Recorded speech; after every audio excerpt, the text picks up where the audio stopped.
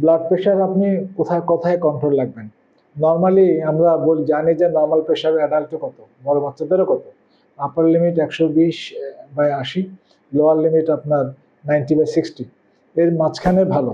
আপনি উপরের দিকে রাখবেন, হাই নর্মাল রাখবেন না লো নর্মাল রাখবেন, সে বিতর্ক শেষ হতে নেয়। হাই নর্মাল লাগলে কি হবে, যখন আপনার কোনো কারণে ব্লাড প্রেশার শুট করেছে, কর্টিসল, অ্যালডোস্টেরন এবং anxiety, insomnia, overwork, stress, frustration, এগুলোর কারণে এটা হতে পারে।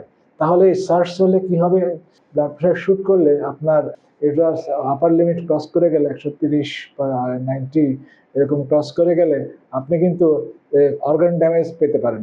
হার্ট, ব্রেইন, কিডনি এবং চোখ, রেটিনা।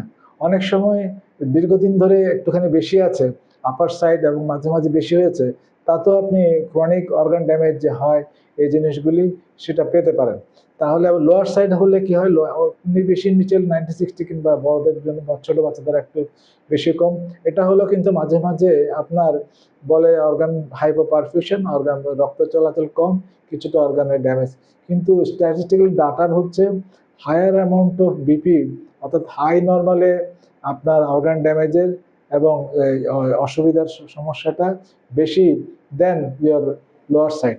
তাই বিপিটা লোয়ার সাইড নর্মাল থাকাই ভালো।